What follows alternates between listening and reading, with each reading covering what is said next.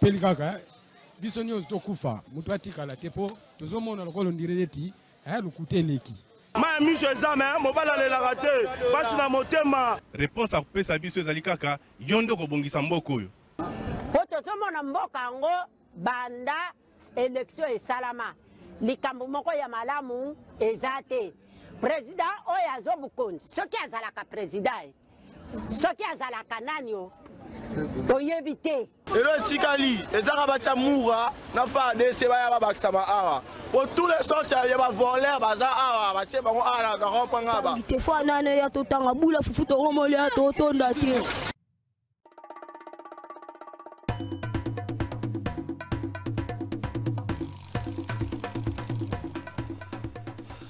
Jeudi 5 juin 2025, Kambote Nabino Nyonso Sika Bozali, Congolais de tous bords, Congolais de tout genre, Batu Nyonso, Banga République de Moitié du Congo, Topesi Bino Mbote, na Tongo, ya lelo yo polémique eza makasi na ba rédaction, polémique eza makasi na ba réseaux sociaux.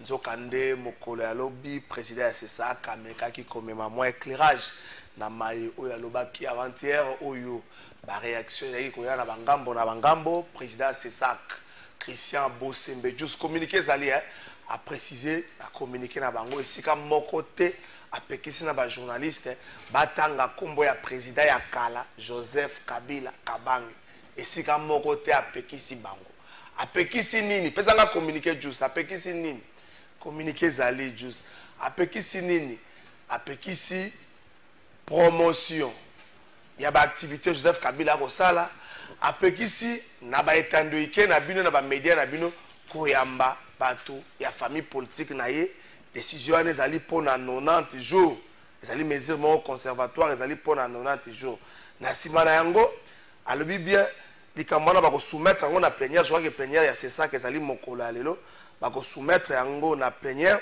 et puis nde plénière a ko décider ce qui a ko maintenir na yango to a ko longola yango juste bongeli communiquer comme elio donc polémique ezali ba pekisi c'est comme te batanga kombo ya Kabila ba pekisi yango te ba pekisi ne ko sala promotion ya ba activité politique na ya ko sala mikolo yango nde ba pekisi juste bongela ko prendre biso communiquer po bato bazawa bo ba batanga kombo Kabila te alobi ne makambo na te alobi peut-être que bo souhaiter bon anniversaire te président c'est ça alobi makambo te po na Congo doit comme ngo souhaiter un anniversaire na Kabila che président c'est ça alobi makambo te bo tia que ça bo semba vanda kimia décision wana ya c'est ça to ko vandela ngo pe na émission na biso ya mokolo ya lelo. Merci beaucoup lobi na début ya soirée tata mokonzi ya kolo Félix Tshisekedi Tshilombo ayambaki na cité ya Oya ministre togolais affaires étrangères Jus Bongeli ministre togolais affaires étrangères Oya Zali Bongo motinami ya président Fornia Singwe ayake pa tata mokonzi ya kolo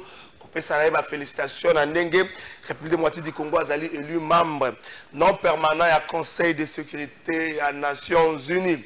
Boyebi ke mikolo destination na Lomé bato ba ko kende belé na ozela peut-être kulutu nanga lisanga bonganga pe akoki ko kende. Merci beaucoup to ko vandela ngo na émission ya mokolo ya lelo gouverneur de la ville na biso.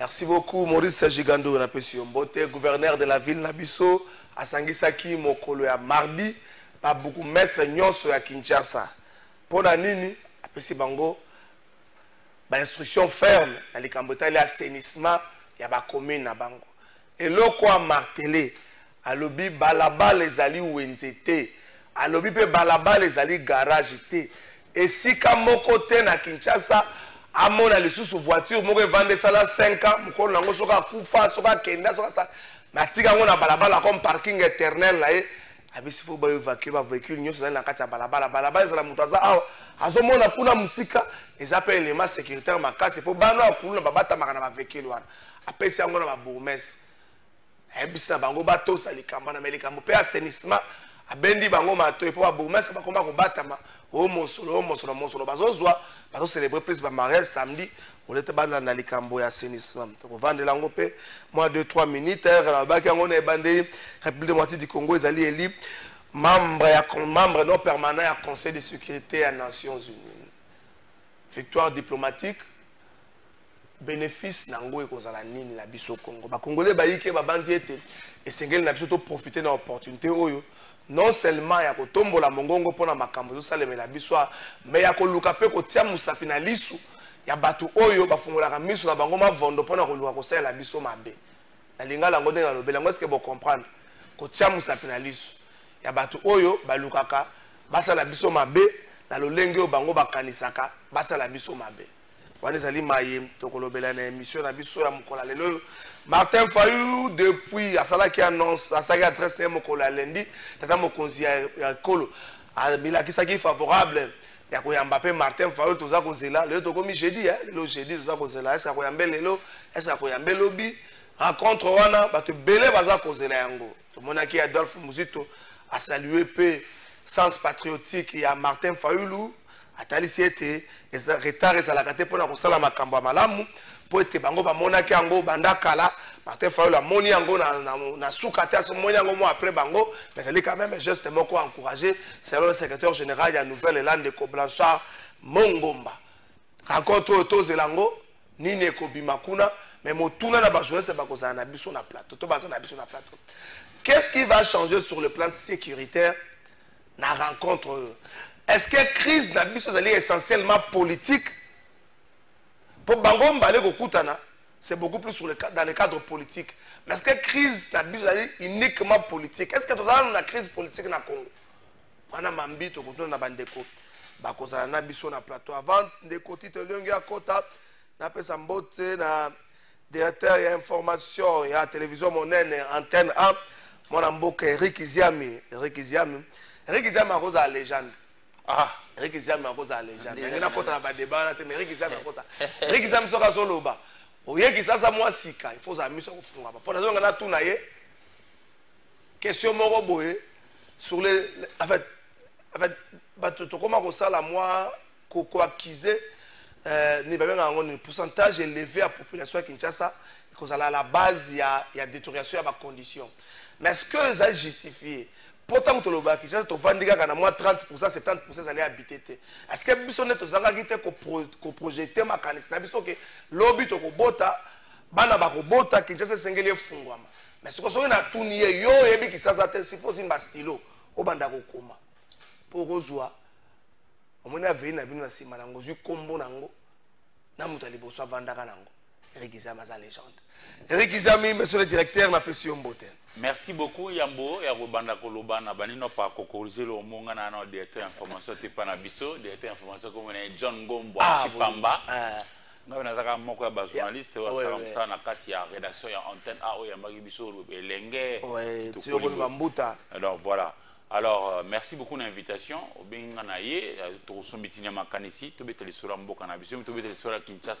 tout est calculé à partir il y a poste où ils ont boulevard du 30 juin.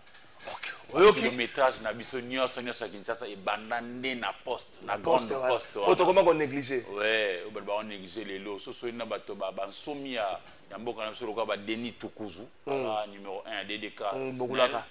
Na kuna na commerce obete no surune Kinshasa pour ba kuluto ya ba mona Kinshasa va biso so butami ya tokolia mais to ye ko la rapé pa na bango pour na yeba ezaki ndeni commune c'est-à-dire yango wana de Kinshasa nguma mokondi Kinshasa ba bien kala Léopoldville. Merci beaucoup Toke Nangamba Régie depuis 1923. Merci beaucoup Toke Nangamba Régie pour permettre na DG Tito Longa Vanda Penza Nangambo ya Sénat Juste Bongeli ministre ya finance mwana mboka Doudou Fwamba Likundeli Botaye a rassuré les sénateurs dans les Cambotali Caisse nationale.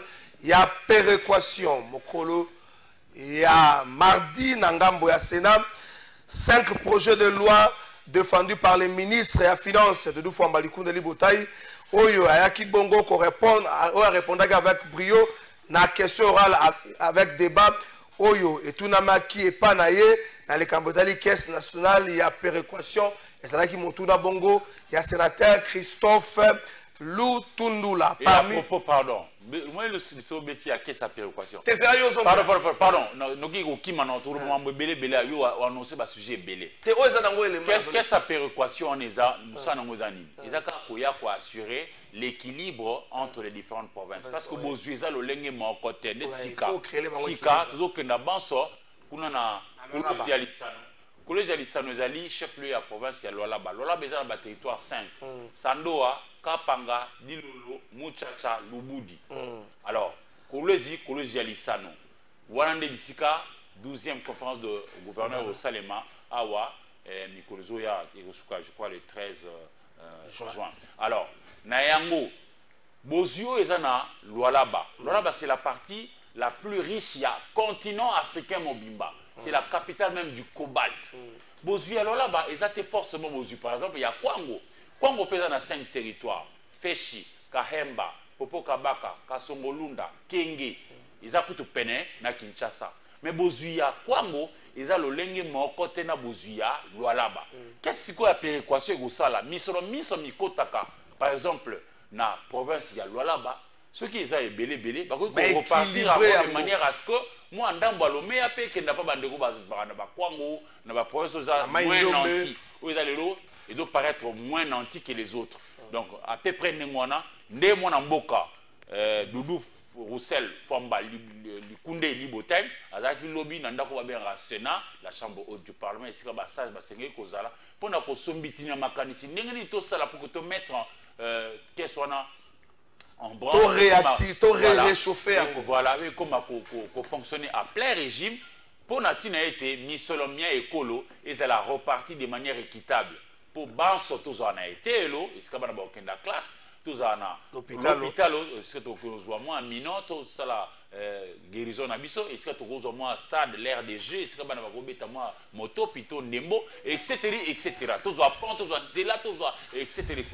Merci beaucoup, Boyoki détail. Donc, en tout cas, ma toni na mona mboka Doudou Famba Likunde Libotaï pour n'endengo sala nyonso pour redynamiser question est vraiment essentiel parce que Misso les a reparti de la même manière et il y a un de ça ce que reparti comme moi équilibré bato banso babika bien ils a en tout cas na Congo pour vivre bien il faut que galo là non merci beaucoup je vois que Boyoki ba détail vous avez pas créer équilibre surtout avec le développement et que les nyons sont là moko non bato moko likolo makasi bato musu na se makasi eloko wana ebo makambo kato qu'est-ce qu'on a ngambo régie na FCBino ministre de la finance du Famba Likunde Libotaï a rassuré qui ba sénateur avec la caisse nationale ya péréquation 5 projets de loi oyo azana ya défendre qui ango na ngambo ya Sénat ba nyonso wana za ki la question orale avec débat oyo etindama ki panaye ezala ki œuvre ya ministre ya sénateur Christophe Lutundula. Parmi les textes validés, 4 projets de rectification d'ordonnance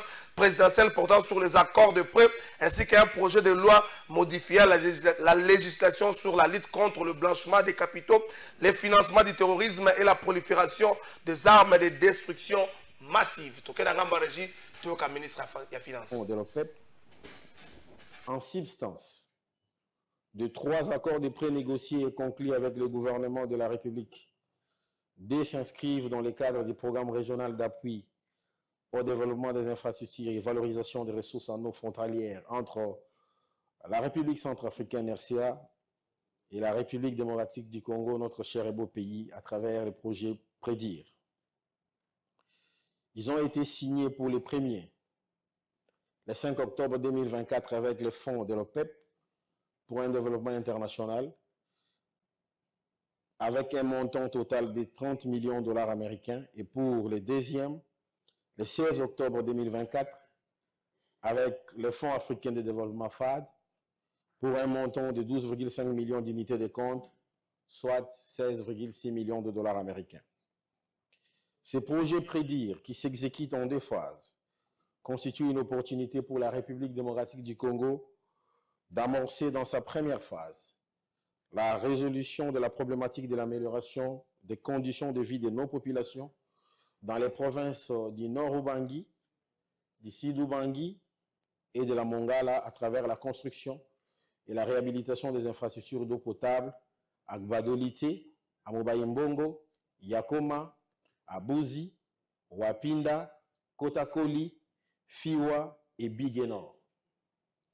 Ce projet devra aussi renforcer la gouvernance des secteurs de l'eau et de l'assainissement, ainsi que les capacités des parties prenantes, notamment la régie des eaux, dans l'amélioration de la gestion de l'eau et des actifs dans les zones concernées. Le troisième accord se rapporte à l'appurement des pertes et manques à gagner des sociétés pétrolières certifiées à fin décembre 2023.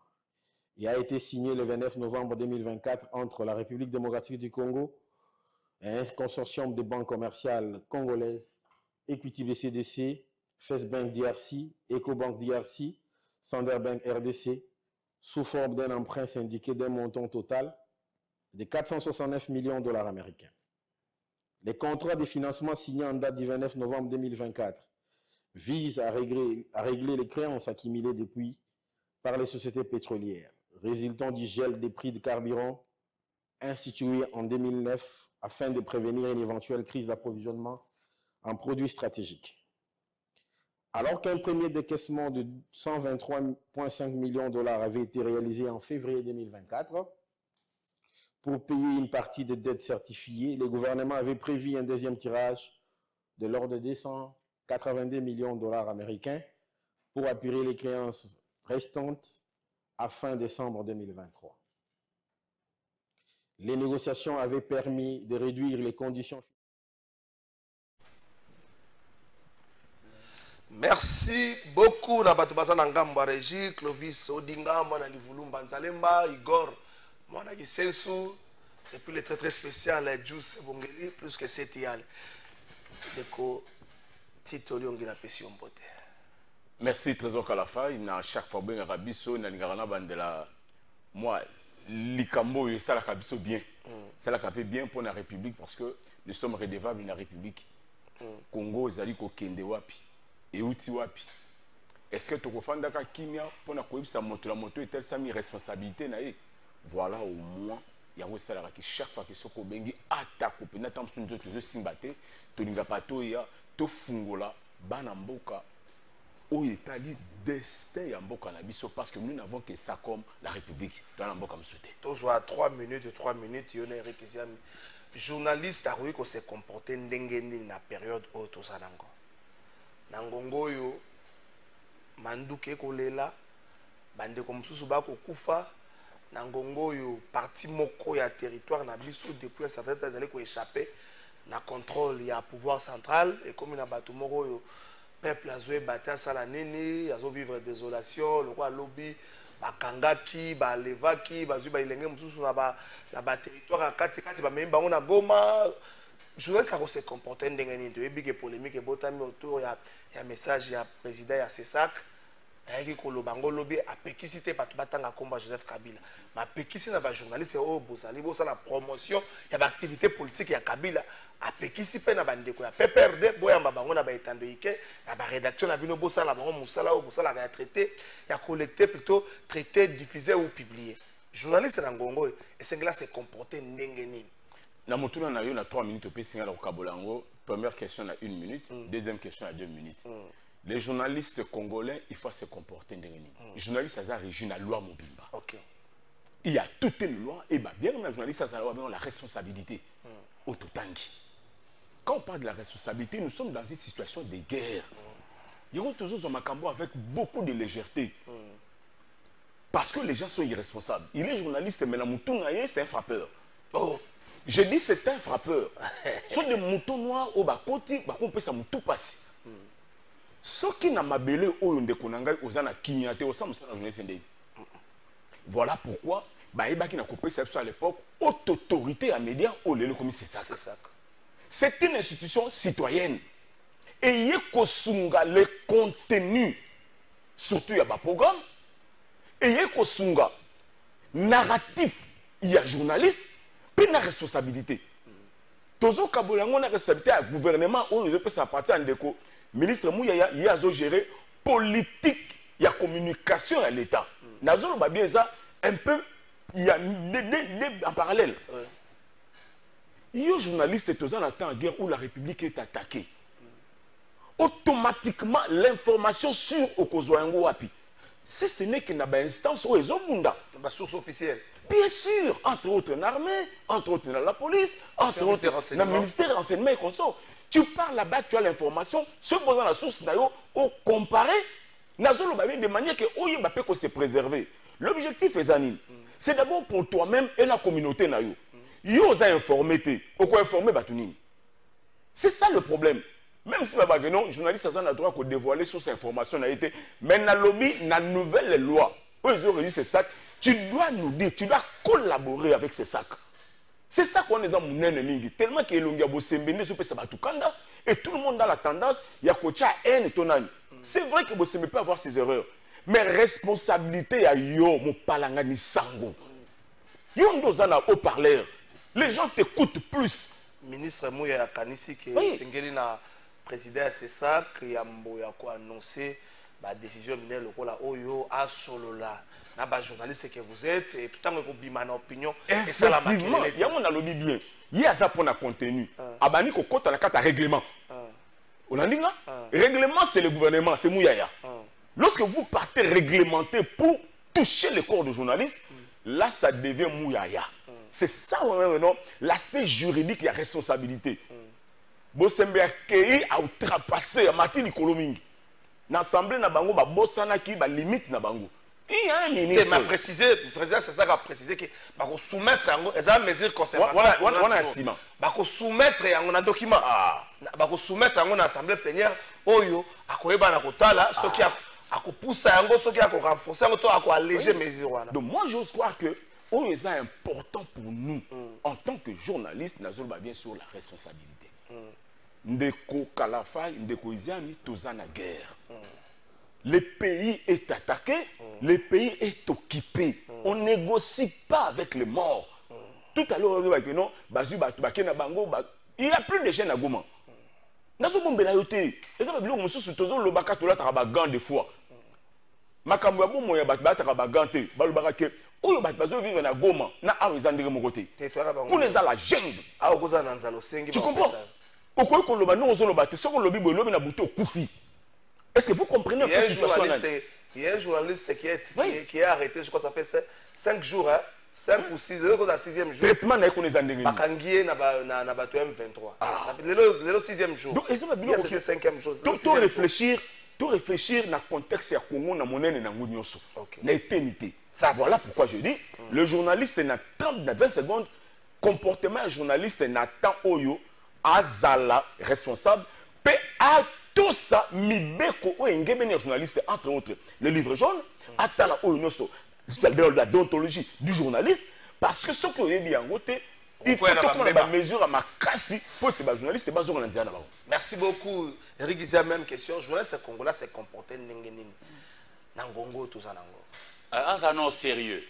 Ok. Un sérieux. Cause la sérieux, c'est-à-dire pondéré. Ndakisa. Pour tout ce qui est musicaté, les bandes de l'émission, le lobby, Eric disait ma cause à légende. Bon, ça c'était. Juste pour rire. Ouais, justement. Tout ça non sérieux. Journaliste. Aza moto oyo azo kosa la propagation à souffle de vie. Bato bako croire na ye. Alors, puisque bato bako croire na yo, ça là est fort, attaque objectivité à 100%, c'est du domaine de Dieu, mais vous allez honnête. Na minute ato soke na ndako nango omuna ngate na zande ana Congo web. Yango wana. Table no oyo za pembe, ngana obinga noirté. Zala honnête. Mais manso yo ko sala. En tout cas, respecter Mibeko Mboka. Et puis ça là en sorte que Mboka Zalaka n'est préservé. Et pas nabiso balobaka to soini na mboloko ko wanga na teka ki mambangu bien. Olingaye uboyaye Christian Bosembe aza chef de corps actuellement. Na ça Mboka oyo tobo sanate que tozaka na yango pona bana biso. Na tango nde toza agressé boy. To betaka liso de façon que to côté la Congo na biso. Parce que si tu bêtis les choses de la ninga to côté la Congo na biso le bana su ba ko seke biso ba papa bozaki vraiment ba irresponsable. Ndenge Martin Fayulu de lobaki yango to linga teke na ekeke na biso. Là où au moins le Martin Fayulu a sali. Azo la sapena que là où s'arrête le langage politique commence le langage social. Parce qu'en réalité, il est la président de la République, chef de l'État, Félix Antoine Tshisekedi Tshilombo. ils ont Martin Fayulu Madidi, ils ont l'ancien chef de l'État, Joseph Kabila Kabang, ils ont Corneille Nanga, ils ont Moïse Katumbi Chapo, ils ont Vital Kamerhe, ils ont Jean-Pierre Bemba, ils ont Adolphe Muzito. Bango baso natanya bayebani. Bayebani. Mais na ba guerre na bango, bino pe population bolandi bobomana. Non. Tout ça la manso yake ata tout ça na ba divergence, mais tout prioriser Congo.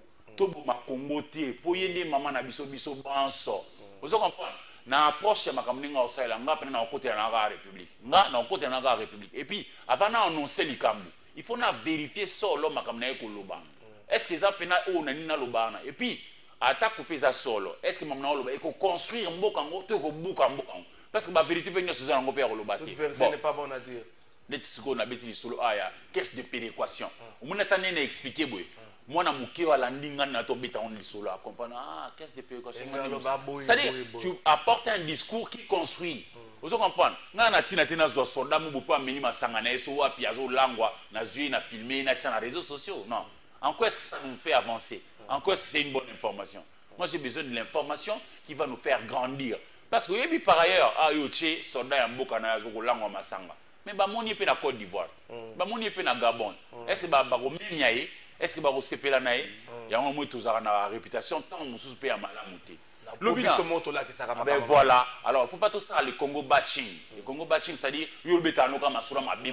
Non. Beta bi masolo ya malamu ezali ko salema. Na minute où le quoi tout ça pays agressé. Na minute où le quoi bande ko na biso ya basi surtout. Ba viola ka bango. Je rappelle qu'il y a un confrère Kangama. La joli ya bande ko na lelo 6e jour. Kala fa moni ba biso ba yoka ka masura ba guerre kana musika mona na ya ngote azana. Ngai avec humilité, vraiment naza ko bisokia. Na réalisé un reportage na Goma, na Mugunga, na Niragongo, na Kibati, na Kanyarushina et partout là. On a ba maman à 70 ans violée. Attends, on a pas si na moté, ma ponga pe abota inga na mwasi ba botenga pe na bakulu singa pe na bakulu to basi bazali. Ça y est, ça déchire le cœur. Alors, yo journaliste zala sérieux, zala honnête, ils zala mutu azoa ko sala musala na ye po ete mboka ekenande oboso. Kozong sa mboka simate. Voilà.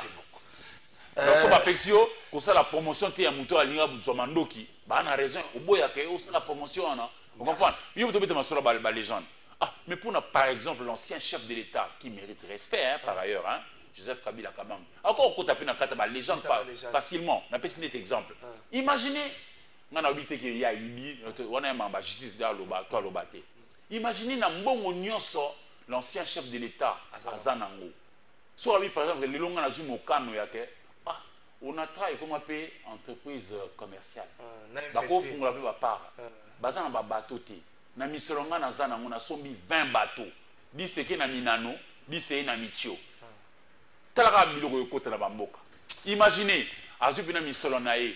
Alobi ah non, 7 siècles avant Bisso, Henri Morton Stanley Alobaki, sans le chemin de fer, le Congo ne vaudra pas un franc congolais. Mais nous avons mis sur la zone en Mboka, nous avons partenariat le chemin de fer Kinshasa Mbandaka. Tu sais, Mbandaka, Bazouele, Bouta. Nous avons Bouta, Bounia, Ituri. Et qui tu connais Relié. Tu comprends? Tu vas train parce qu'il en a les moyens. C'est un bon goût. On me dit maman continue à raconter la légende. Merci beaucoup Eric Izia. Ah ben voilà, tu mets un masolo Rockefeller américain. Pour faire un cas là. Mais si les lots, la bourse, les américains, batanga nango ya bongo ya Rockefeller. Merci beaucoup Eric Izia. Nous avons commis légende positivement. Donc on demande qui. Na j'ai un banda ko yebisa biso que journaliste ça ka indépendant ne bokanisaka. Je vais ça évoluer na kati ya carcan moko boy.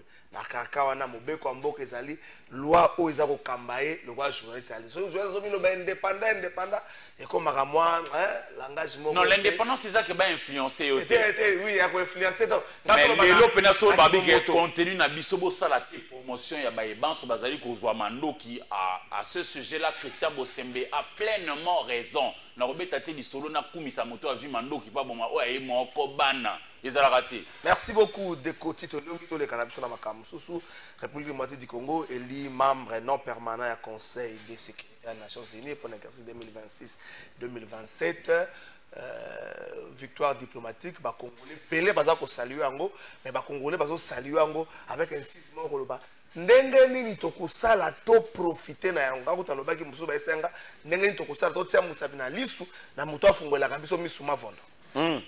Voilà, en tout cas, il faut dire à haute voix, félicitations au gouvernement, à maman Sankabelo, maman Judith, maman Lingara Kabelo, puis moi si au anglais, on ne peut pas dire merci, félicitations au ministre Sankabelo, le président de la République, qui a fait confiance. Puis le peuple congolais, il continue à avoir confiance, il faut dire que d'abord, pendant la campagne, personne ne pouvait croire. Okay. Qui a pris combien d'années que la République démocratique du Congo a la membre non permanent. L'avantage est que le Congo a d'abord un isolement diplomatique. Le pays fragile. Moi, chance, il y a un organisme, biloko soutenu par la banque, entre autres la Banque mondiale, Banque africaine de développement, KfW consort. Bengaka RDC, na ba pays où sécurité za makasité des pays fragiles ou à n'importe quel moment mabekoya. Au local bazo bengo fragile moyen investissement ya solo. Tout peut investisseur ya exaté. Pour garantir c'est parce que attends encore à poser d'abord question. La première question va tenir à l'agence de développement. Naina qui n'a qui cop moza bien koto. Le solo on a neni. Abia kuna le solo mabe. Babunda pam. Ce président Koti Abimi a se pété aux zones rebelles. Ce président aussi peut pouvoir à nous mettre à bannir en sabatanko. Et à nous kangaba ligné à nous changer ba député. C'est pourquoi na katika question na yo na beta ka c'était na bo bazo gérer na bo ba libanda. Bo bazo gérer tout triomphalisme. Il faut takater. Natang ozo tia moto mal à l'aise. Ozo tindika moto, ozo tuka moto. Ko tuka moto maman, papa. Moto mtana ndenge na alilaka na réaction hein. Moto muso alilaka moto alilaka motema. Muso pas simba banga. C'est pourquoi je n'encourage pas la rébellion en tant que journaliste. Mais nazoloba ezo muta souvent na nini. Ne lokoyo tozo ignorer que yango dezo créer yango. Il y a un débat ici dernièrement tu sais que ça a demandé. Ah, quoi ça a demandé ta sollicité. Makambo est wapi. La constitution est claire. Que tu fais les deux mandats, tu pars. Bah réflexion, bah mbata et bandi, bah. Tout ce monde-là, à quoi ils sont utiles? Na cadre paiement, il y a quand vous voyez des gens là, toi journaliste, dénonce. Quand tu dis que le journaliste doit réfléchir dans un carton pour Naza d'accord na yo. Si tu seras mal compris, le bango à haute voix. Que le chef de l'État, il a fait son temps, il a vraiment aujourd'hui réussi, bah faiblesse ses alliés, après des mandats, tu serais du Kanga Bissaka, qui est commis sénateur à vie. On aura besoin de toi, l'expérience d'ailleurs. Nathan Goyope, Kabila Silisi, accueilli, abandonné on a dit, papa, Betty Mabé, Obosani, tout ce que tu as, les redevants de la République. Bon, Nathan Goussiko Bango ne soit pas géré, entre guillemets, Nabayumer Nabango, Bisso Siko, tous à la sacrifier le Kabayumer Nabango. C'est pourquoi nous disons, tu dois dire à haute voix. Nathan Tozo Kenouana, Congo Lelo a mati membre non père. Est-ce que ça profitable pas d'absolu? Et ça profitable dans Makamboué Belé parce que Nathan Bazozo a décision dans Makamboué Belé sur l'investissement par exemple. Congo Azawana. Nalobi Ozawana. Parce que vous représentez l'Afrique centrale. Tout ce qui est dans la sous-région, Congo Azawana. On est allé de gestion en matière de conflit. Congo Azawana. Ça fait une période, un mois, à la présidence. Exactement. Alors, parce que la présidence est important. Le coup là déjà, tu as une capacité de convaincre bande konabiso. À l'interne, maintenant, tout ça, tu as bongisa, tu as yokana. Et le rebombabiso yangoana. Merci. Oui, bien, quand tu as quoi, babi, inga na tamba tanta que basala inga liboso simbalité. Tu sais pourquoi? Parce que babosani aspect moko ya moni avec la consultation populaire. Aux population a bénéficié de l'Okwana, Oyebisaye, a se pelanango pour accompagner le projet. N'attends pas qu'on accompagne, même si ba ONG, ya ba dongolumusu, même si ba ina Congo, ba on va tellement à peuple azad d'accord na grand projet naï. Voilà pourquoi nous disons félicitations au gouvernement à haute voix. Maman continue avec cet aspect, Premier ministre. Naïbi Saka Baton na plateau, notre maman des incompétences, naïbi okoye ma compétence sur base de l'élément naï. Si tu ne crois pas Judith, c'est que tu ne vas pas croire ce que Mouya a fait. Biso ba journaliste c'est Tobi Toyebani. Toyebi c'est que Mouya a fait, c'est qu'il est tenté de rôter sur les journalistes. Toyebani que c'est un pou. Merci beaucoup. Non, oh maman, oh affaires étrangères à ce sala. Dit jamais vu. Je dis jamais vu. La dame est tentée, ça dit tout ça pour dire que maman Premier ministre a opéré un choix. On ne peut pas parler d'un résultat qui toque au Yabana sans qu'on reconnaître Moto Atangisi. Merci beaucoup, Tito Leong. Par Congolais, vous avez un message. Ah, même Brazza, vous avez voté pour Nabiso. Bien dengues, nous sommes non, Tatawana, on a le Nabiso, pas Bemingo à Kenya. Bien pas pour voter, t'es qu'on se les gâte. Vous se les gâte. Ça, le roi Moninga, vous avez son réponse dans quelle là, c'est mes jours à programmer. Il y a 83%, il y a 50%. Vous se les gâte sonné. Robende a aussi mbalassima, on monte au vivre dans la communauté. Eric, ça mais ça bénéfique pour Nabiso ndengeni. C'est vrai, pour tout le bango, à un moment donné, tu vas assurer présidence parce que c'est la rotative. Tu capitaliser en ndengeni. Moni, ngana on s'appelle l'année maman ekei parce qu'en réalité, na histoire mboka Nabiso. Ça c'est la deuxième fois. Auto comme membre mais aussi on a remarqué que discours wana Congo Baching tout boma yango robetaka masura mabe en son temps maman Ekila Lionda maman Ekila Lionda pour une histoire bana suba ekola azara pe na ministère des affaires étrangères asara ba prouesse na et to moni pe maman msoye Thérèse Kaikwamba Wagner asara ba prouesse na et a pour nga pe ayo katama de ba mobwe yaka de père et de mère parce que yi papa na ye allemand maman na ye aza congolaise. Mais au moni, elle a aligné le Congo, elle a Congo. Mais elle a un parcours qui toque, elle a fait Harvard. Harvard, c'est aux États-Unis. Et puis l'une des meilleures universités au monde. Mais justement, elle a fait déjà bien avant, qui avant hier, mais il y a eu parfait en outil, il va résulter au bima. Et Rosala bénéfique dans le sens que Bisika bazo lamba biloko, c'est que biso maman abiso azakuna. On comprend?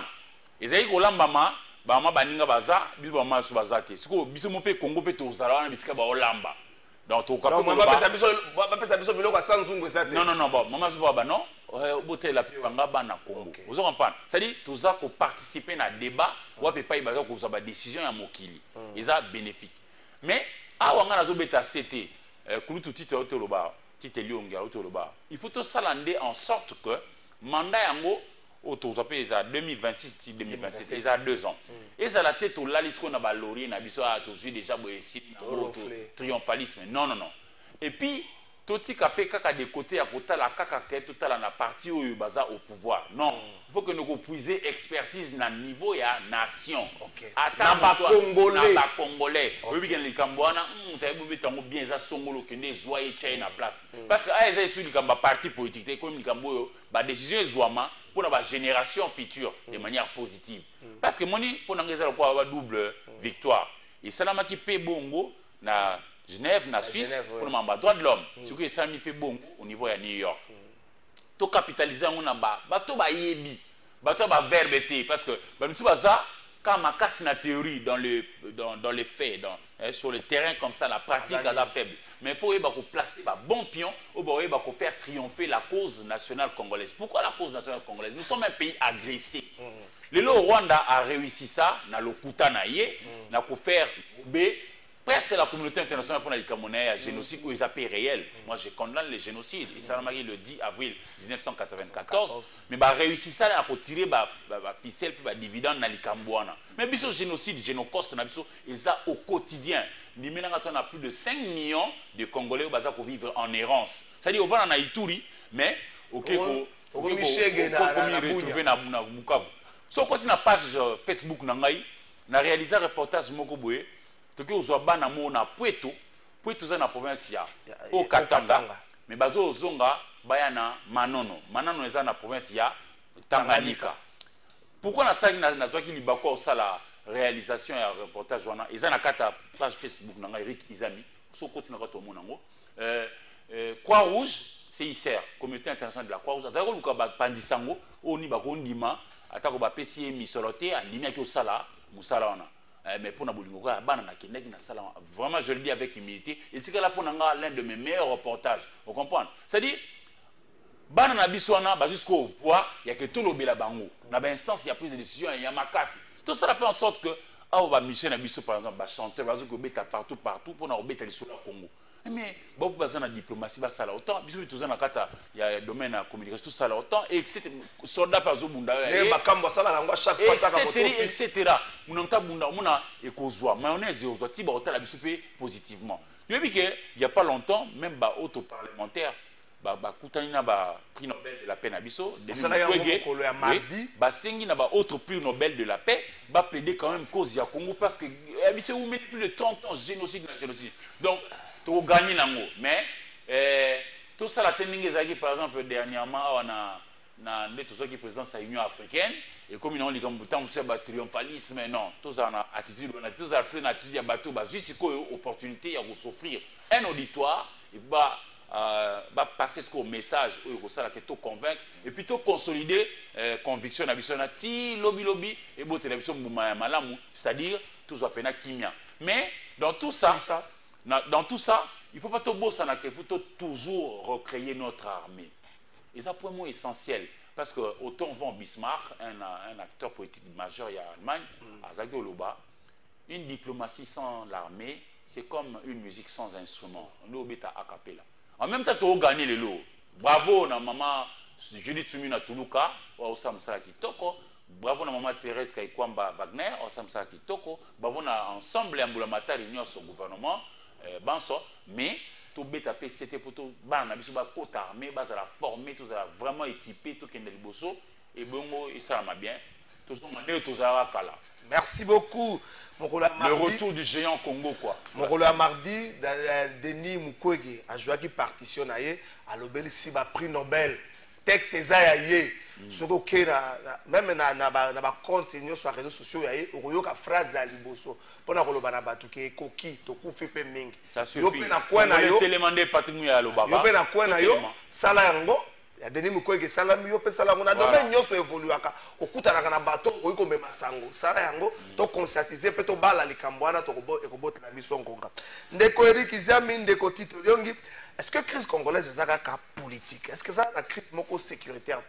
Tango, toujours décrypter sur le message à Martin Fayol. Tango Martin Fayol, c'est vrai, a responsabilisé 3 personnes, a pointé que 3 personnes. Corneille Nanga, Joseph Kabila et puis Félix Tshisekedi. Na moto, a levé la gueule maloba. Na Corneille Nanga, le bida tika ko la complice ya bateau, ba ko tangisa, ba ko boma, ba ko lelisa ka bande ko na yo, awana Congo. Na Joseph Kabila le bida présence na Goma, est la stratégique. Et dans la seconde moment na sanza ezali justifié té longwa na esika wana kanisa lo bana na kanisa nyoso Congo pesio na Félix Tshisekedi da lobby na yeboyi kolinga te na génération na biso to zala batu oyo désintégré Congo ko azo bango na France ne Congo ko chochola mabiteni na lingala tanga lobby akutana na Félix Tshisekedi les gens se disent très bonne chose président Yambia avec Sengo.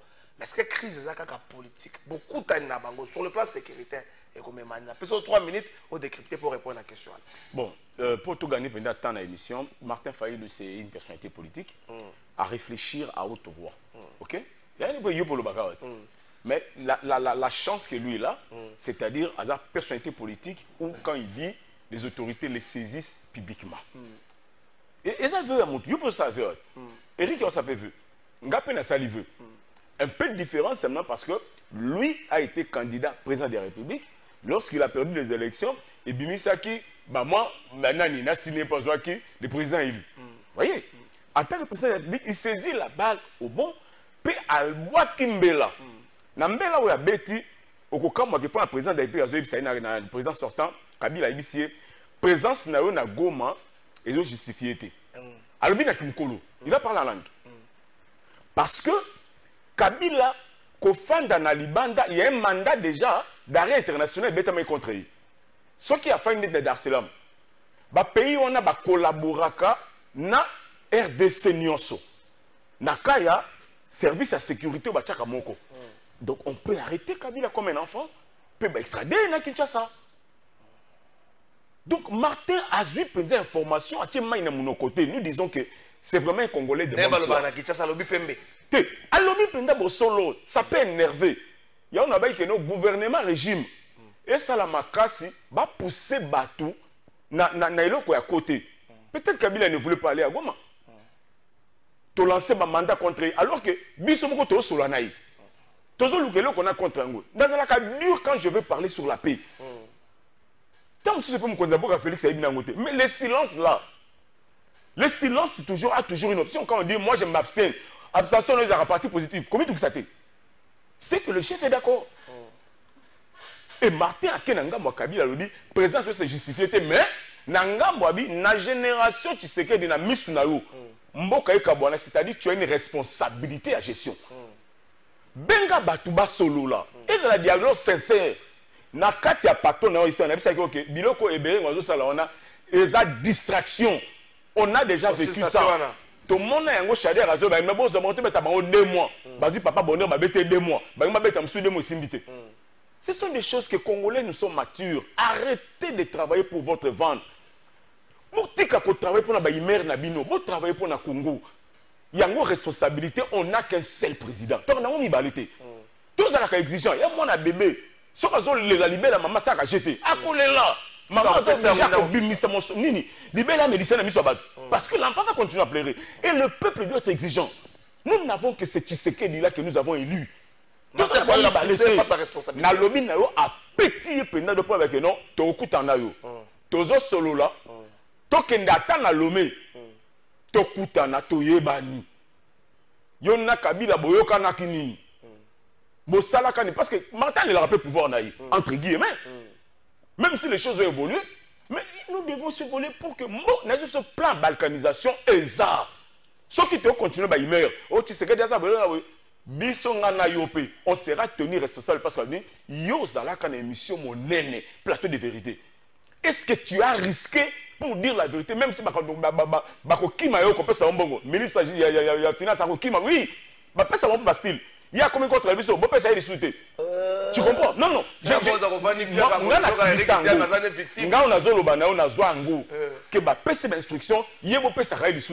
Parce qu'on ne les gère pas. Tu comprends?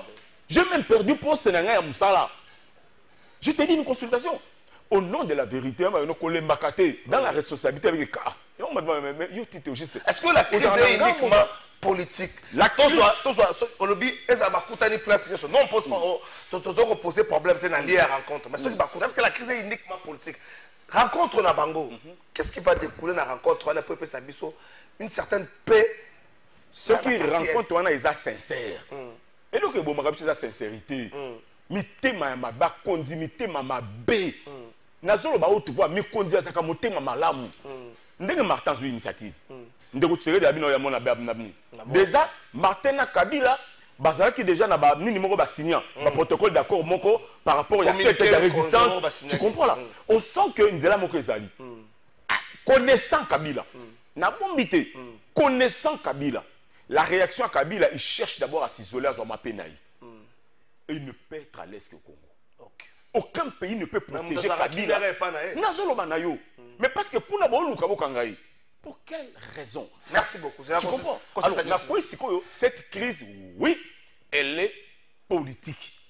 Toi, politique, va gérer avec amour, va gérer pour la bolingo ya Congo. C'est là. Eric Iziami, un reporter ya Kala. Pour l'observateur Moussou, Martin Fayol, Félix Tshisekedi Kokutana, bon, bakabona kaka na politique. Et bakabola ka libota te. Politique to wiko loba yo lobi mais so tona matanga na famille to kokutana bakabola ka libota te. Est-ce que beaucoup tani na bango et que ko mema paix? Est-ce que beaucoup tani na bango et qu'on changer ma position ya FC M23? Est-ce que beaucoup tani na bango et qu'on rassurer bande qu'on a biso bazana Goma, bazana Bukavu, bazana Bunagana ba condition ya passe oyo énuméré et puis ça bango moi ah manzela malamu ekomiko. Oui, c'est possible. Parce que moi, je suis un leader bazalaka. Bango wana nyo sozotanga ba kombo, ba aspira kozala na magistrature suprême ya mboka na biso. Mais likambo luka kozala lokwa na moto ya Congo, okoya wana tie sans avoir un petit plan, un petit projet. C'est-à-dire que pour nanga, ceux qui sortent balingi vraiment mboka ngo. Pour bango nyo sobate ya biso ba banso to lingi mboka. Bango nyo so ki bango Balimboka. Ceux qui sont Balimboka, en tout cas, Bako Sangana, pour qu'à partir de la politique, ceux qui me un peu nanding na bango na ba leader nos bayokani sur le plan politique. Sur le plan politique, ils ont une incidence. tous les en conséquence, tous les en impact, tous les qui ont impacté les autres secteurs de la vie nationale, notamment l'économie. C'est vrai, agresser à Congo pour des raisons économiques. Rwanda a des logos morts panaye, il y a des gens qui ont panabiso, pour que la batouana ici. Mais batouana va à somba par devers Rwanda. C'est pas mon qui binu na binu ba papa ya ndako, binu na binu ba papa ya libota, bo sangani solo, bo mpesa ni maboko pour que bobo ya mabeko ta ndako, mabeko ta suna ndako. C'est cela, ngana mona ke so ba kutani et ça a tout de suite. Ba kutani le lolo mango ici non. Pour réfléchir le kuta. Et c'est le processus, mais le processus on te consolider en gopé. Mais ndi konanga Makambalobeli Kabila, Makambalobeli Nanga. Oui. Atie bango pesa musa finaliste. Oui, au cours de la Mutoza qui président il y a commission électorale nationale indépendante, institution d'appui à la démocratie ou basculer dans la rébellion. Qu'est-ce qui s'est passé? Pour Nini, ou Kababo Mamboka.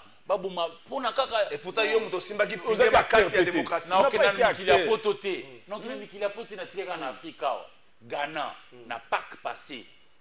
L'ancien président a fait un qui part. Il a un nouveau président, Bazo Solo là. Mais je peux toujours qui moi, expérience en début en 2019. 2020. Joseph Kabila a eu la Félix Antoine Tshisekedi. Qu'on consolide, le connaissait, le bien. Mingi pas besoin de tout ça na défaut yake ngana zubo kondi o nga bande ko balingi su batba ya kotala ngaité basola na ngaité et comme même Mukondi moi je connais des endroits où ce Mukondi obima plus personne ne doit être au couloir mais Mukondi on a rozana Mukondi bandité tu ne seras chef que par rapport au fait que Batou Bazali on me demande couloir vide les chefs sortent non c'est pas ça le chef est chef parce qu'il y a des subalternes nous autres nous sommes là. Et c'est nous qui acceptons beaucoup de légitimité. Vous comprenez? C'est-à-dire, on a beaucoup de leaders ça va m'enchanter et puis ça va lui avoir espoir parce que c'est possible. Ceux qui ont koutani, kanisisi bakabango bien, batali ko prioriser Congo, poster parce que bazanga pe mbongo te batwana sto tanga bakomba. Bazangi mbongo te neti so ba nga basoma netini. Bana nyonso. Ah ben voilà. Alors, talande Congo parce que quand Andé Martin fait longa lobby. Ça sera vraiment une grosse responsabilité qui va là-bas. Moi, Félix Tshisekedi Tshilombo, sur les interrogations, le président de la République démocratique du Congo. So, c'est autre nom que celui de Félix Antoine Tshisekedi Tshilombo. Aujourd'hui, zéro. Oh, Félix Antoine Tshisekedi Tshilombo, na komi soki na komi kitapo na lobake. Asa kwa yo nangate. Ngana nanga mwana papa Charles Izami akena na Malita, na maman na biso azali, aza bien. Mais il y a un combo mouye munene koleka batonga na tangia. C'est-à-dire c'est le fils de Sphinx. Oui, combo eleki monene. Akosa la sonia combo na te. Papa la kama kambo ebele na bateau. Papa benga eti kuna monsieur non. Aboya bateau banso, aboya Mobutu, aboya Laurent, aboya Joseph. Aboya pena yo moko mono ya ye. Ça là est fort, il y a que au transcender niveau. C'est-à-dire des baba aigle, à voler très haut, à l'équipe côté mon pépéda ma casse à quai. Merci. Nane Mukondamboka, Martin Yarato Sola, Yarato Soto Bongisa, parce que tu qu'on recréer les conditions pour que tu redevenir ces grands Congo et puis mon gouna kota bisoté. Ba multinational wana ba mindele wana. Ba linga ke biso za ba division justement pour que bango ba liaka. Merci beaucoup. Même na libota simplement. Il monsieur na biso le bien. Et bien, monsieur Zolika, bien pourquoi? Pour ton même morale, na caméraman, na régisseur, na preneur de son, na yomo panzi sangwa bingi ngana kulutu na ngato ya devant ba papa na biso, ba l'équipe son expérience à la vie, ba sali sali tout ba tank ça. Ba zana esengo pe ya kolanda biso, le to sombiti na makanisi, tout ça pour échanger, non pas pour casser, mais pour construire. Arrêtons cette politique-là que de vouloir casser les angaïs, les angaïs. Merci beaucoup, Eric Izami. Bonjour, plateau de vérité. Je salue la réconciliation des acteurs de la Mouka et des deux fidèles de la même église. Je sais que bientôt, l'autre Philadelphie rebelle va retrouver la raison. Joyeux anniversaire. Mais c'est maman Rachel, on ne va pas lobby. Nous anticiper l'anniversaire à moi, on va anticiper à lobby. Tout cela est à lobby, quoi anticiper. Eric Izami, DG Tite. Mais c'est ça, je vais une question qui sasa, na makambo ya Fayulu Tshisekedi mbala moko. Question Kinshasa, gouverneur réunissant qui va le 24 bourgmestre à Kinshasa, après si bango instruction ferme notamment les camétels ya CNSP puis ba épave na babalaba na biso, alobi amona ngo lisusu te, ba longola ngo ba VP na assainissement. Na zongi moi mokera, on peut bino 2 minutes 30 zali pona makambo ya Kabila ya plutôt ya Tshisekedi Fayulu.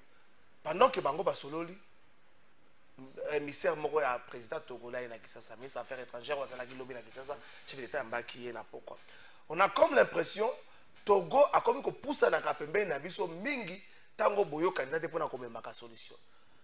Dialogue ya OIA sous Kabila. Bakamere baké Togo fornia évidemment comme ça à l'époque. Eden Kojo, tu sais que le bagage Kojo kabiliste monene. Ya boya bato banso. Kojo aye. Cette fois-ci c'est fort ya Sigwe qui surgit. Est-ce que Kojo et plutôt Togo est comme un peu pour Nabiso havre de peu moko boy c'est que ndara ko vanda kana tanga ba problème puis les canisi assainissement na pas venir. Je crois qu'il y a 30 secondes il faut reconnaître que responsabilité Oyoyo Bapesi Togo pour la kimia ya République démocratique du Congo eza mukiete pesa attachement entre peuple wana. OK. Et puis tanga Mobutu il faut que ça ba tanga longwa Congo les gars par Togo avant akende Maroc. Ça c'est une précision. Au moni o etalisami Togo il y a liboso ko bo santé que la tank fort azozo a pouvoir qui ça me fait mbaka nanu ayaki pa Kabila. Oui. À son expérience du pouvoir du fils au père. Aux autres gérants de l'Iban du monde. Bakamadi à papa qui n'a pas de à matière. OK. Nathan accueilli. Tu sais que des autres côtés Togo témoin. Il a dit. C'est-à-dire accord va signer entre Félix Tshisekedi na Kabila na cadre FCC Cash et tout nous savons noter. FCC Cash Togo témoin monene. OK. Et Longo na président Égypte. Et qu'on constate que Togo a un partenaire, il y a confiance. Si vous avez dit que tu sais que tu as un tu sais que tu as un on a ce pèlerin le président de la République parce que c'est un homme de caractère des fois. Tu sais que tu as un été. Un vrai Moulouba, on ne peut pas se moquer de lui. Et c'est aussi un patriote. Et rien qu'il n'a même tendu, on a. Je pense que Togo, Kabila Koyamba Mouta Togo Mbangu, sans nani. Donc, vous montrez que confiance, c'est ça de part et d'autre. Deuxième dimension, Togo, Yende Angola a PCA. Donc, l'Union africaine, responsabilité, c'est que Angola va Kineli. Babi, tout le monde dit que vous avez Makila Makasi. Puis, votre ministre des Affaires étrangères, c'est quelqu'un qui a des amis ici. Je dis des amis. Il passe des week-ends ici. Les gars là. Ici, c'est chez nous. Et Azad d'accord avec nous que. Oyo Tshisekedi la Zoluka, ils appellent peut-être Oyo Kabila Zoluka. Mais peut-être que Bazolo Bayango n'a pas de dimension na konaye. Alors quitte à nous, toye banako sensibiliser population pour un rapport yati. On va contribuer ça la population à yébiter. Il y a un moment de fois ba décision mususu bato bazolanda binote po. Ils ne sont pas informés. OK. Appelle la population, appelle les journalistes. Toni Tezarabaja on appelle les gens à la présidence, on ne vous aide pas. Des cadres qui toko yango yoyo. À travers plateau à vérité, tu invites les gens au qui font la mémoire du peuple. On a la seule la peuple, baptême ça va là. Ou comme madame a comme na kanda mais choix exacté. To la pandaye, to sensibiliser. To la pandaye, to côté la ranani. Alors, quand on est déjà leader d'opinion, les gens ont confiance à toi. Quitte au gouvernement maintenant de déverser, c'est pourquoi on va merci Mouké na gouvernement, Mouké na gouvernement parce que à travers briefing presse Oyo basala de manière que moins de problèmes. Mouya Yabimi a bengi ba journaliste, toutes tendances confondues. Même celles de l'opposition, entre guillemets, monsieur Bazalak. Tu comprends? C'est-à-dire qu'il amène tout le monde. Nous posons des questions, même difficiles, si on ne termine pas dans le couloir. Mouya ne rentre pas tôt. Je vous dis la vérité. Moi, ma question m'appelle 1h30. Dans le couloir, Patrick Mouya Yabimakate à répondre à Babylone, nous, maintenant, dans le couloir, on peut les développer dans nos différentes rédactions. Donc, pour arrêter d'abord ça t'en arrêter. Présence ya émissaire ya Togo na kombo ya Nzambe na zoloba na yo ezangenge mingi bazozwa bon oyo Martin Fayulu qui n'est pas n'importe qui aza na capacité au kutukuta na Moïse mais avant il faut que silango avant que Fayulu ça discours na ye na matanga ya professeur Kalele mokola bokundi ya zwa ki pe pakendaki na Togo. Oui. Donc ce qui Togo azobeta nyonso Togo ito ça va congolais que carte beta magi na Togo okutungisa un peu moins nini. Mais donc sensibilisation au gouverneur par la bourgmestre par les comités d'assainissement puis mais pas les aranabiso na balabala au ça l'accident de là pas. Bon, ce qui est vrai c'est que gouverneur face à ça naï. Moni hein, to kuma pe na moni mo soko moni longa bumba ah oyo moko pe bumba ozobo sana bato ba ko sunga yo pour ça la musala wana. Les gouverneurs, il faut ça comme président de la émission. Je te dis que les chefs d'État étaient de suivre. Je te le confirme. parce que alingaka ba rapporter biloko musuté. L'avantage qu'on a avec Tshisekedi c'est ça. Tshisekedi aime lui-même en tel, même comme ça on même akamane salement. Kala mingi te mabe ko yao. Effectivement mabe.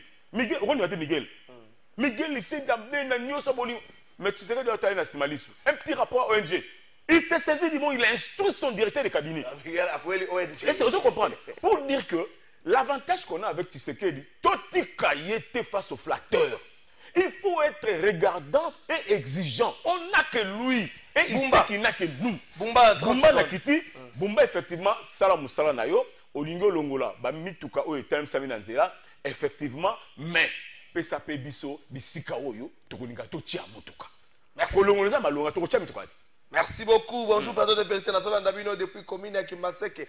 Ba policier, ba bomaki jeune mokolo bina lopango na bango sans raison. Commandant ya groupe wana ya police kombo na ye aboma relation. En tout cas, papa lobelada nous likambo oyo ata awa to lembi ba vire ya ba policier puis ba policier moko non instruit. Na oui ko confirmer en gote yo lobby na tangi message na yo mais bongi ko yo kapé makamususu et loba na litoyi mususu balobaka ne mo ko zalaka ngula litoyi moko te je ne sais pas la ngula litoyi moko te po na betela loba lokuta Togo Kinshasa tout et comme ko tourner autour ya Togo ça te que tout comme tourner autour ya Togo historiquement Bikolo bi so remonter ba relation Mobutu même il y a moi comme Maroc alekaki na Togo ataka pona bongo te na kitelo ngalobi yango fo nya singo tango soki bokonzi mbang ayena kisasa moni fo nya singbe abotami na bokonzi akoli na yango ti akamatiti ayebi à peu près ba meandre ba rouage wana nyonso mais il faut que sur le plan continental là biso mboka na biso to salisa bamboka nyonso et bezani mabe para biso l'histoire n'est vraiment pas racontée. Je prends les cas même il y a Afrique du Sud ba pesa biso cadre ya San City wana non cas pamba pour le beaux yeux pendant que Nelson Mandela Madiba Zaki na prison Izaki Zaïre na biso disait que ça là pour faire fonctionner ANC na bango il faut que lo ba wana tango abimaka prison première visite na ye di banda ya mboka na yaka a to pesa place na biso place Mandela c'est dit Togo Mobutu apesa ye nini Mosolo moko estimé à 100 000 francs français à l'époque pour se refaire moi santé na sima bobimine na boloko et puis baki na goma baki olia moi mbisi kuna atalisi mokili alors en dehors na ye ndeti Togo biso et pas na biso ndeti na combat tozana ngo pièce de ya puzzle où ils ont na force ya makasi za notre musique sur le plan culturel ceux qui banzim boloko ba papa Luambo ayembaka azozwa mokana na zui ya maman Marguerite Nswana et uti na Togo ya lobi ABCD c'est-à-dire tout ça peuple oté bon moi biso de l'auto komi moi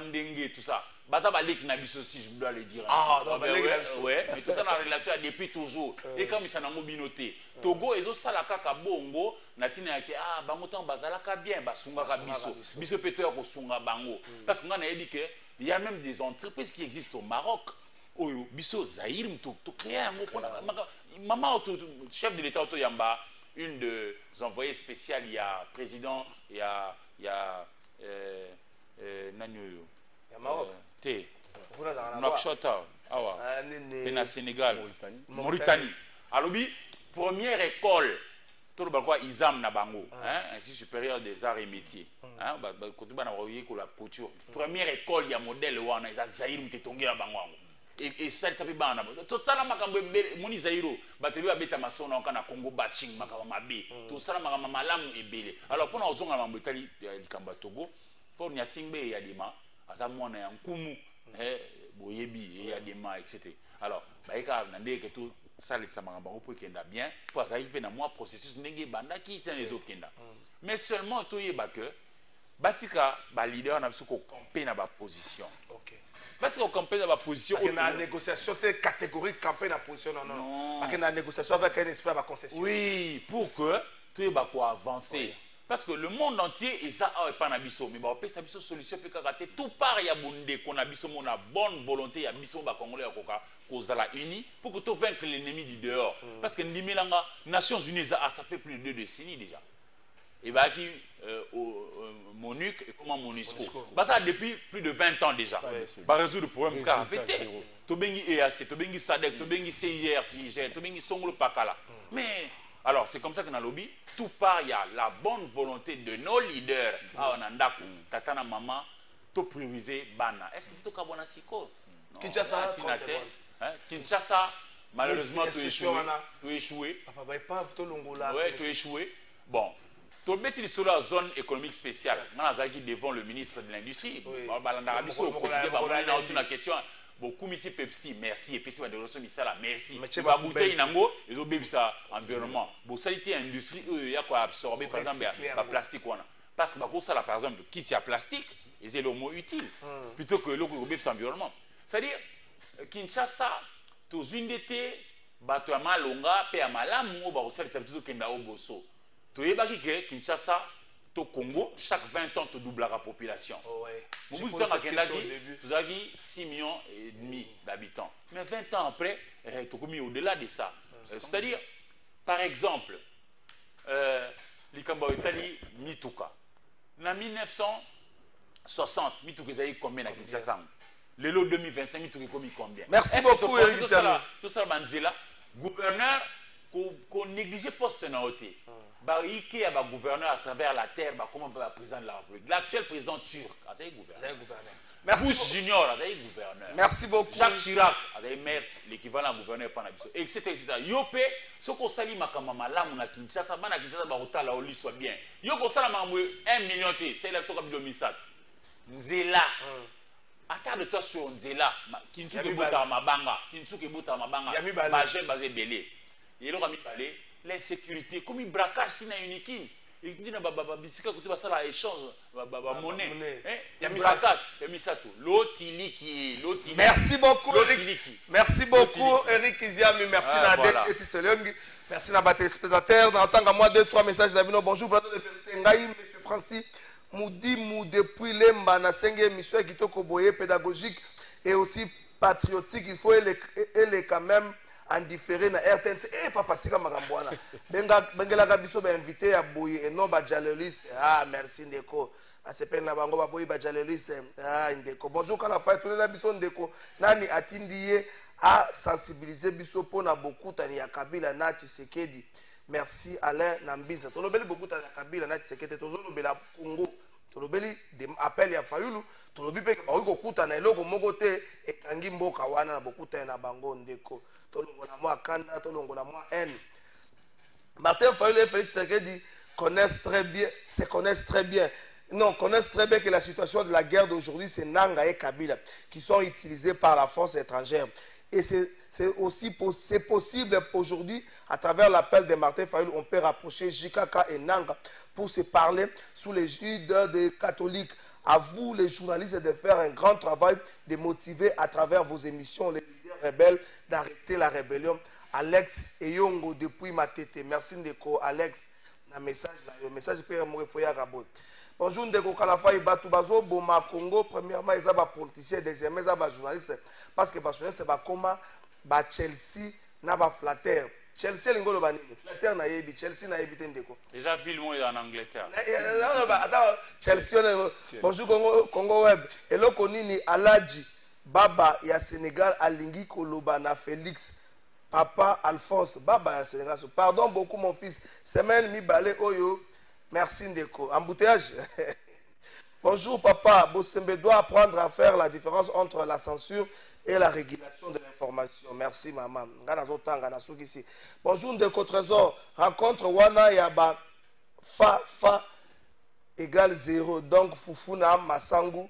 Donc tu comprendre que le président si peuple azolela kura mai kuluna ayoka nakateme abeta kakara lelo Fayulu asengi pe azui lelo eza pasi Kabila na 2003 yende abengaka ba rebelle po ba solola comment fachi azolinga basenga ye donc to comprendre ce qui to lingi to senga zela to mai il faut koluka Fayulu asengela biso et pas ya fachi mboka na biso il y a plus d'espoir pour ce régime Landry tout c'est vous merci ndeko Landry ngana tangi message na yo na boina lobaki na tangi te to komi na suka émission to linga Congo ko lega nyonso so to lingi Congo te to sali eloko te bandeko to tika ka français guerre za parmi biloko mabe olobaka guerre biloko mabe kolanda film Schwarzenegger te bakotaka ye moko abomi bato chik no zo kende ye moko na Vietnam abomi bato a libéré pe wana makambo lokuta comment na catch américain ko tezaka lokuta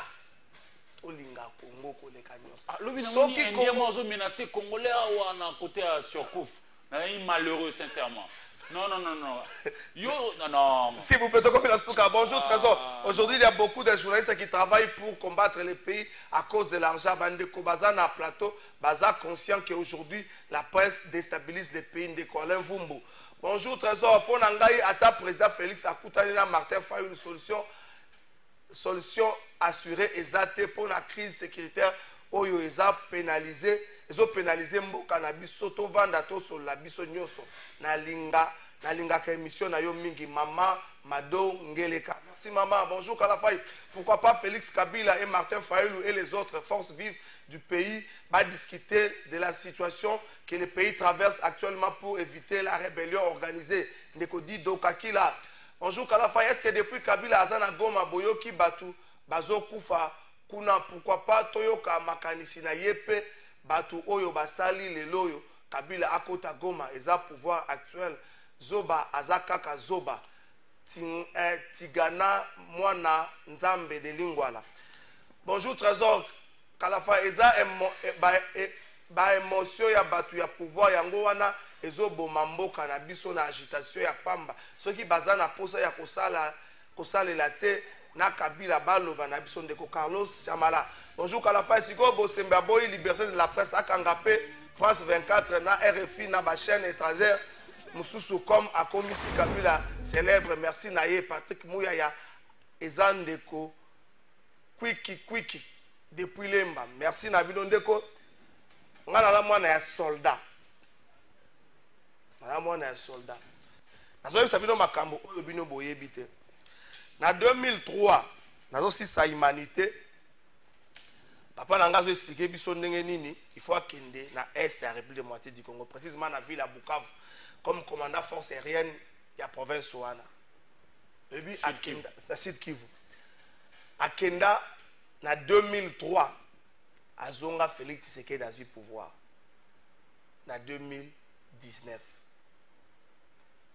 na ngonga wana kufela na Kisasa bana mibale ndeko ya mwasi azaki avangai na ya mwasi yaki aprengai pasi ya kovanda kozala mobote aza mosika na yo masasi ebeti na yebi pasi wana pendant ce jour na Bukavu azaki empoisonné 3 fois mbali boso na 2006 évacué d'urgence na Kinshasa batindi na mikili na poto poizo aswa ya mibale ko ya suka président zaki na 2015 bandeko bitumba to sepelaka nango toka sango te zaki yanke. C'est vrai papa yanga salaki lai akokufa pona ekolo aza militaire mais bandeko bitumba soko zo mona ngo lokola filme ezaka filme te bato bakufaka masasi ya filme na masasi ya mokili boy masasi ya mokili ezaka sole bomaka ya filme nde na lisaka